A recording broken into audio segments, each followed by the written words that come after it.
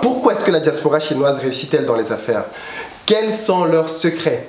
Et puis surtout, comment est-ce que la diaspora africaine pourrait-elle s'en inspirer? On en parle dans cette vidéo. C'est parti! Salut les amis, c'est Philippe de Investir au Pays, la chaîne de tous ceux qui veulent contribuer à bâtir une Afrique nouvelle au travers de l'entrepreneuriat et de l'investissement. Si vous êtes nouveau, je vous invite sans plus tarder à vous abonner afin de recevoir gratuitement nos futurs contenus. Mais le thème d'aujourd'hui est assez fondamental parce que nous allons apprendre de ceux qui ont réussi.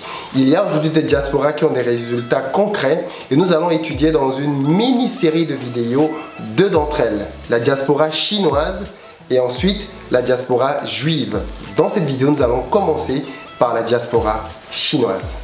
Alors il faut savoir que ce que je vais dire là est le fruit de quelques recherches mais aussi de conversations avec des amis chinois.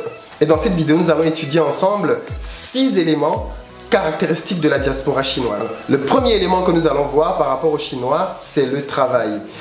Pas besoin de vous le dire très longtemps, les Chinois, ce sont des personnes qui bossent dur, qui bossent énormément. Pour exemple, on aime bien souvent dire de bosser comme un Chinois. Oui, effectivement, parce que peu importe là où vous êtes, que vous soyez en Europe ou en Afrique, vous savez que les Chinois, ce sont des travailleurs. On peut leur reprocher certaines choses, mais certainement pas le fait qu'ils soient des glandeurs. Tenez, un exemple que j'ai personnellement vécu au Cameroun. Quand une entreprise chinoise arrive au Cameroun pour pouvoir, par exemple, réparer des routes, figurez-vous qu'elle va venir avec des ingénieurs, des chefs de travaux, mais même des techniciens. Contrairement à des entreprises occidentales qui sous-traitent les basses tâches, des entreprises chinoises font elles-mêmes toutes les parties du travail. Elles veulent tout faire par elles-mêmes. Le deuxième élément qu'on constate avec les entreprises chinoises, c'est qu'on dirait qu'elles n'ont pas de limite.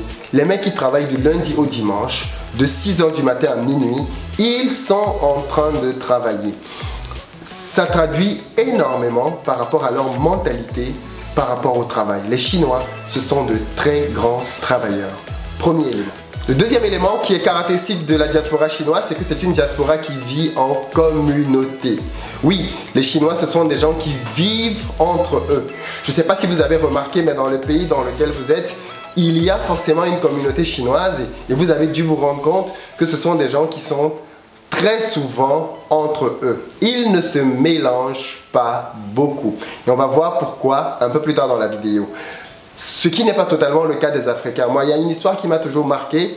La première fois que je suis arrivé en France pour poursuivre mes études, dès la descente de l'avion, j'ai été confronté à une scène qui m'a marqué. En fait, il y avait ce jour-là à l'aéroport un groupe de personnes qui étaient venus pour attendre un individu qui revenait de son vol. Il me semble que c'était des Congolais. Ils attendaient leurs compatriotes et dès qu'ils l'ont vu franchir les barrières des douanes, ils ont commencé à se disputer avec lui, à crier, à parler très fort dans tout l'aéroport et à dire comment est-ce que ce monsieur était méchant, comment est-ce qu'il l'avait aidé, ils avaient tout fait pour lui et lui il avait osé aller salir leur nom au pays. Bref, imaginez la scène, un attroupement à l'aéroport, tout le monde qui commence à regarder, qu'est-ce qui se passe? Ah, ce sont des Africains qui sont en train de se disputer. Et ils se disputent pourquoi? Mais parce qu'apparemment il y a un qui allait dire des choses que les autres n'ont pas appréciées et il fallait qu'ils viennent faire ça à l'aéroport, franchement. Bref, vous voyez un peu le type d'image et de clichés que ça contribue à donner sur la communauté africaine par rapport aux étrangers qui nous voient simplement agir entre nous. Je n'ai jamais vu pareil dans une communauté chinoise. Jamais, au grand jamais. Les Chinois sont des gens qui sont très souvent entre eux, très souvent soudés. Mais j'imagine que comme dans toute communauté, il y a des problèmes. Mais ils savent garder leurs difficultés, leurs problèmes entre eux. Comme on dit, ils lavent le linge sale en famille. C'est un gros élément de leur réussite. Alors le fait de vivre en communauté a aussi un élément très fort par rapport à la communauté chinoise, c'est que ce sont des gens qui ne dépendent de personne. Il faut savoir que dans la mentalité asiatique, ce que je dis là est vrai pour les Chinois, pour les Japonais, pour d'autres Asiatiques, il est très mal vu de recevoir des aides de l'État. Oui, alors qu'en France et dans d'autres pays, les gens se battent pour pouvoir tricher, pour pouvoir manipuler le système, pour avoir davantage d'aide. En Asie, c'est très mal vu quand on perçoit une aide de l'État parce que ça suppose qu'on est assisté et qu'on n'est pas capable de pouvoir prendre soin de soi-même. Du coup, les Chinois ont un véritable honneur à pouvoir s'en sortir par eux-mêmes, à avoir la fierté et la dignité de ne dépendre de personne. C'est une valeur très importante chez le Chinois et qui justifie en partie le fait qu'ils travaillent autant, justement parce qu'ils ne veulent pas se retrouver dans la position des personnes qui tendent la main aux autres. Le troisième élément qui caractérise la diaspora chinoise, c'est l'entraide financière. Oui, vous allez remarquer que les Chinois, ce sont des gens qui très souvent travaillent en communauté. Mais oui, bien sûr, le principe il est très simple chez les Chinois. Quand vous avez besoin de pouvoir lancer un business, il y a comme des étapes qui sont déjà décrites. La première étape, c'est que vous devez travailler vous-même très dur. Vous devez travailler dans un commerce auprès de quelqu'un d'autre qui va vous employer pendant 5, 10, 15 ans. Les Chinois n'ont pas de problème avec le fait de travailler sur du long terme parce qu'ils le font avec une perspective, avec une vision de pouvoir. Par la suite, dès qu'ils en ont les moyens, se lancer eux-mêmes à leur propre compte. Donc du coup, un Chinois va pouvoir travailler 5, 10, 15 ans et il va accumuler de la richesse. Et une fois qu'il aura atteint la somme qu'il veut avoir, il va se tourner vers sa communauté afin que sa communauté puisse l'aider à pouvoir compléter l'argent qu'il a déjà pour pouvoir acquérir un commerce. Oui, les Chinois croient beaucoup au petit commerce. Donc du coup, quelqu'un va travailler et ensuite il va avoir un fonds. Avec ce fonds-là, il va pouvoir demander de l'aide à sa communauté qui va pouvoir lui prêter de l'argent. Élément très important, l'argent qui lui est prêté est sans intérêt et sans limitation de durée. Il peut rembourser quand et comme il veut, à son rythme. Il devient donc de ce fait redevable à la communauté tout entière. Mais la contrepartie, c'est que lui aussi, quand son activité commence à rapporter, en parallèle du remboursement de son crédit, il consacre 20 à 30% de ses bénéfices pour lui aussi aider d'autres personnes dans la communauté. C'est en fait un système un peu de tontine.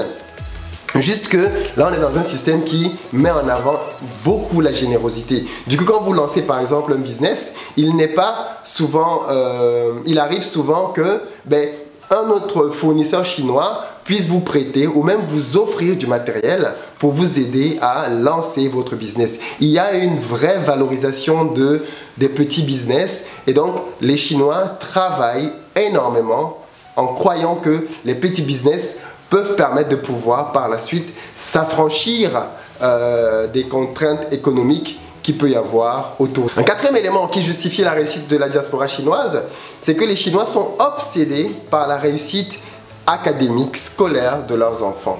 J'ai donné une statistique en début tout à l'heure de vidéo, mais j'aimerais la redonner maintenant.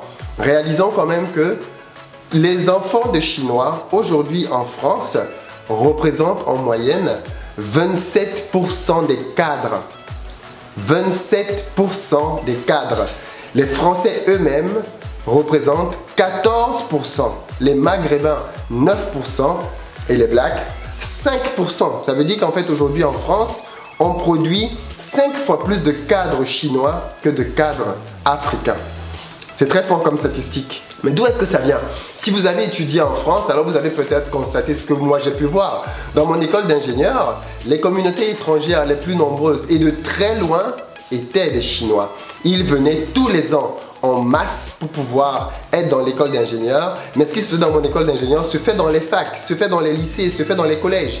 Ils viennent en masse étudier parce qu'ils croient que les études sont un tremplin efficace pour pouvoir changer de niveau social dans la société. Donc du coup, les Chinois accordent énormément d'importance aux études et les résultats de cette politique, de cette manière de voir le monde commencent à payer. Figurez-vous, comme j'ai dit tout à l'heure, qu'on a quand même 5 fois plus de diplômés chinois qui deviennent cadres que d'Africains.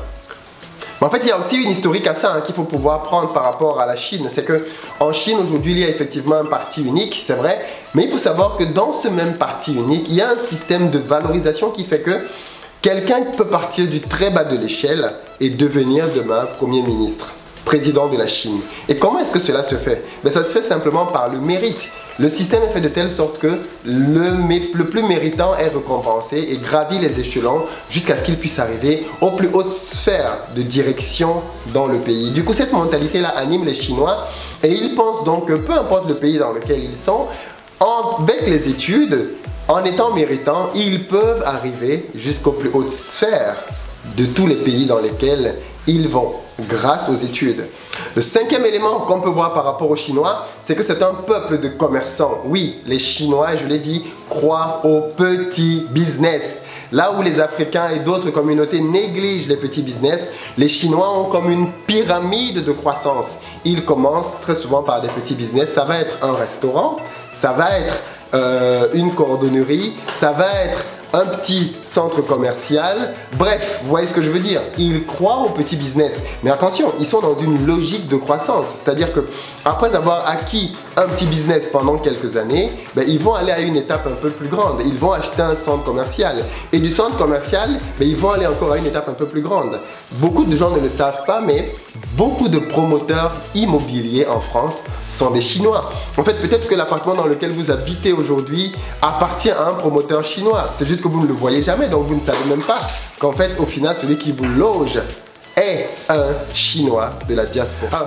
La sixième et dernière raison qui justifie l'essor de la diaspora chinoise, c'est qu'ils ont un amour profond pour la Chine. Oui, quand les Chinois quittent leur pays pour aller à l'étranger, c'est très souvent pour des raisons économiques. Vous allez très rarement voir un Chinois critiquer son gouvernement.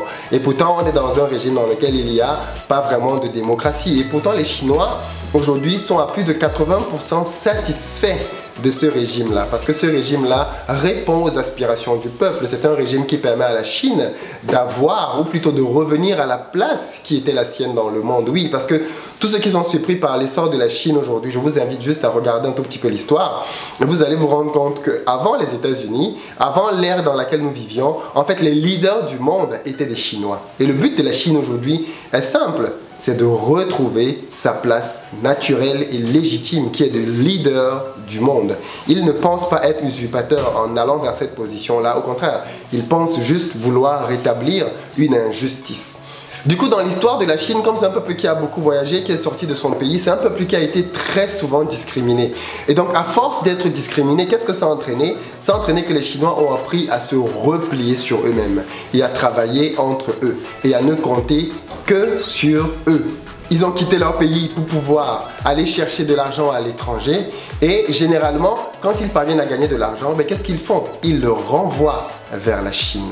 C'est un élément hyper important. La diaspora chinoise a des liens très étroits avec la Chine. Ils ne sont pas juste jetés dans la nature, ils savent qu'ils appartiennent à un peuple, à un grand peuple et qu'ils sont un maillon de ce grand peuple-là. Et là où ils sont, ils doivent agir pour l'intérêt de ce peuple-là. Voilà à peu près ce que je voulais vous dire par rapport à la diaspora chinoise. On vient de voir 6 éléments fondamentaux qui justifient la réussite économique de la diaspora chinoise. Je pense que de ces éléments-là, on peut tirer pas mal de choses qui vont aider la diaspora africaine. Mais ça, on en parlera dans la 3e vidéo de cette série. Parce que la prochaine vidéo, nous allons la consacrer à étudier une autre diaspora, la diaspora juive. Si cette vidéo vous a plu, plus que 3 choses à faire comme d'habitude, vous abonner, liker et partager. Partagez-la au max parce que j'espère qu'au travers de cette mini-série, nous allons véritablement prendre conscience des atouts que l'Afrique a pour pouvoir, elle aussi, retrouver la place qui est supposée être la sienne. À très bientôt sur la chaîne.